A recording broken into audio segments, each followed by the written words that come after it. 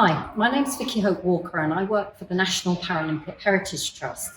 I'm here today to take you on a short tour of our brand new displays at the National Spinal Injuries Centre here at Stoke Mandeville. This is where the Paralympic Games began.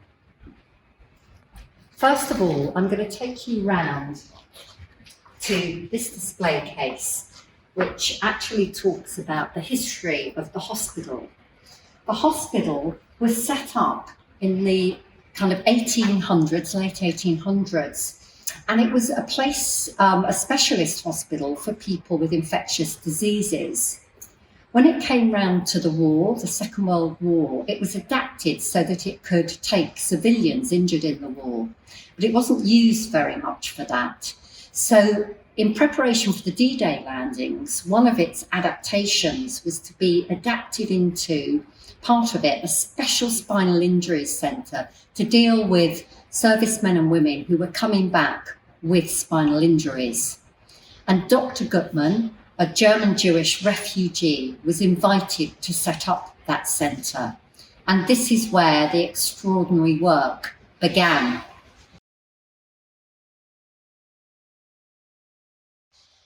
Within the display case here, we've got several items relating to the National Spinal Injuries Centre and its history.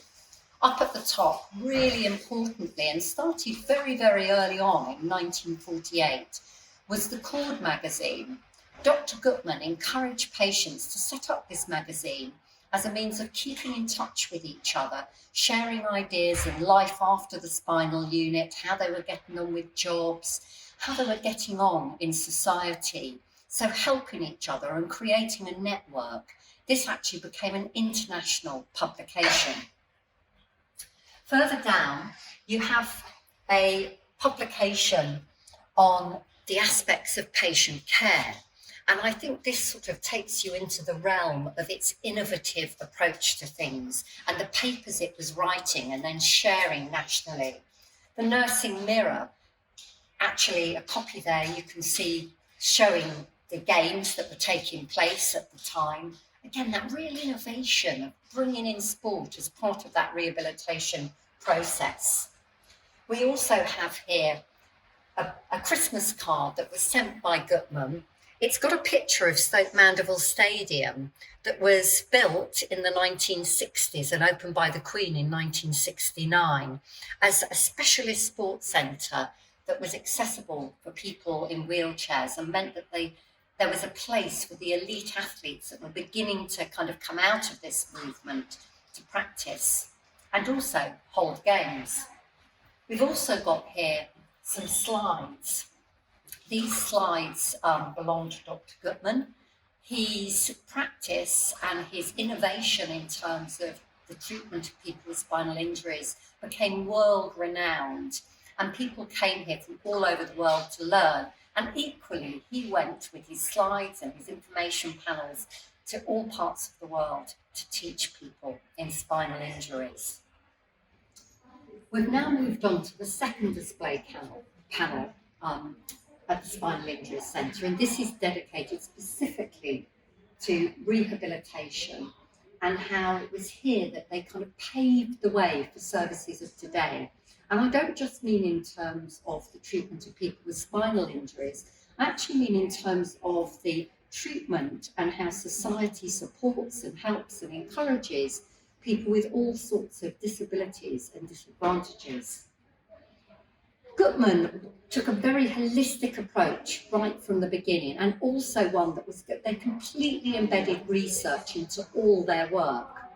So within that holistic approach, they had physiotherapy, they had occupational therapy, they thought about the mental well-being of their patients, and of course, they introduced sport.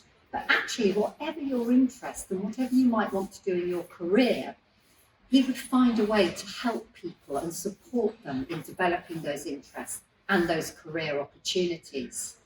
So I'm now going to share with you some of the items on display in the case.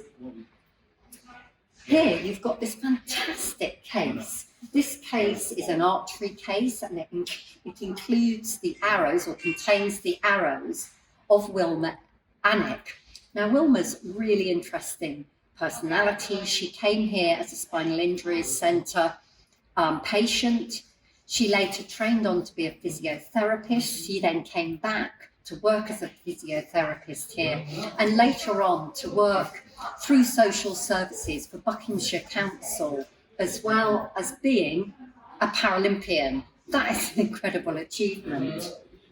You also have here the case used by Mick Langley at the Seoul Games in 1988. Mick Langley was a local lad, came here pretty young, 16, 17, with an injury, and went on to do snooker, and was a real local personality. And we've got quite a lot of stuff in the collection that comes from Mick's family. You've also got on here a display of medals and this lovely little dish at the top. The little dish was actually a present given to a volunteer at the Stoke Mandeville Games.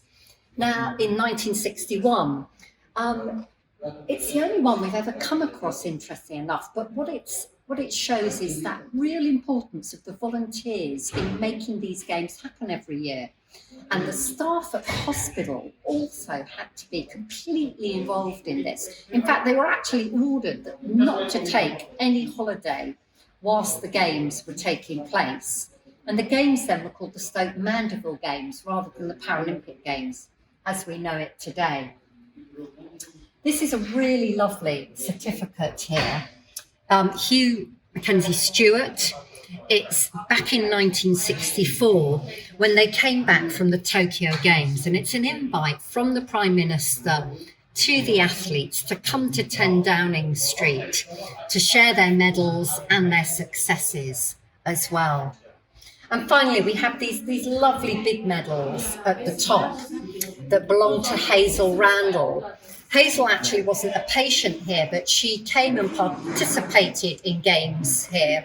And this is where she met her husband, who had been a patient here as a child. The final panel in this small display is all about research and pioneers. I've already mentioned how Dr. Gutman made sure that research and pioneering was embedded within the spinal unit right from the very start. But there's some really incredible things that have come out of this.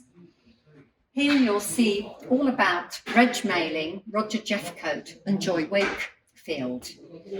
They developed a system called POSSUM, and POSSUM was a system whereby tetraplegic patients could control mechanisms using their breath. That meant that they could switch lights on and off, answer the door, answer the telephone, they could type, you name it. This could be fitted and connected to a machine and a system that would help them continue their lives as normally as possible.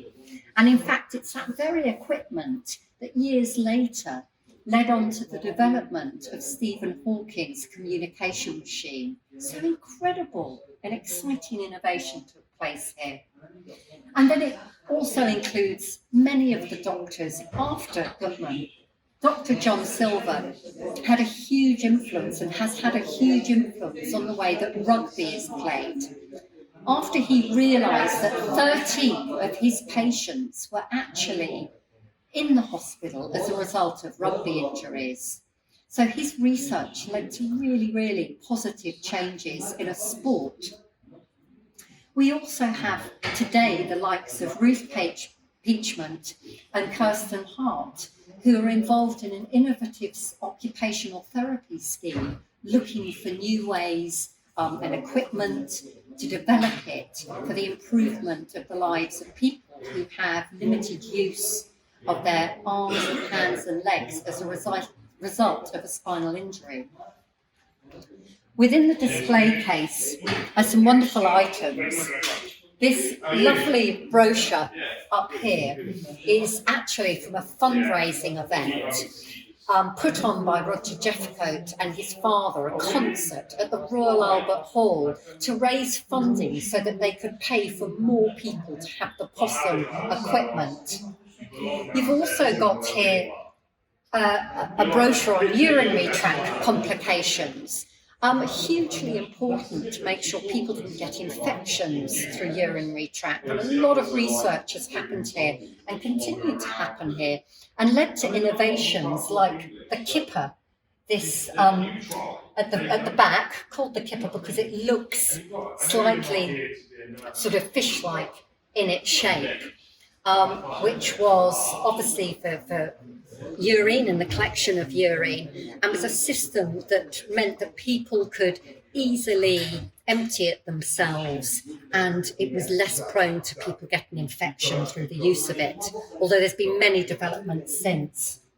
One of my favourite items in here is this little bronze object, number 7, with the piece of wood on top. That was made probably in the workshop, we're not quite sure where, to help somebody who wouldn't have the hand control to hold or to play snooker, to help support the snooker cue. And then we've got some really new ones. This little red object down here is called a strawberry. You actually put it on the edge of a cup and your straw goes in it.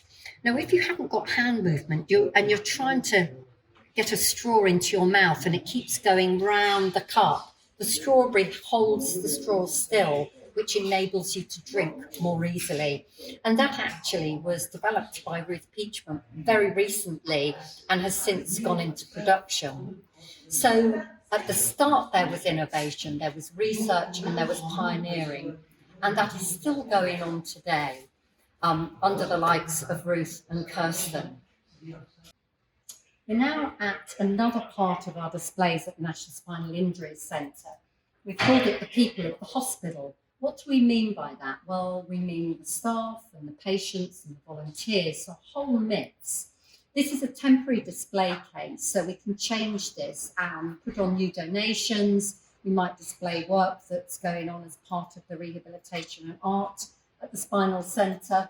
But at the moment, on display are some items on the main relating to Nigel Smith. Nigel Smith was a patient here, and he was married to Dr. Tussler, the head of physiotherapy.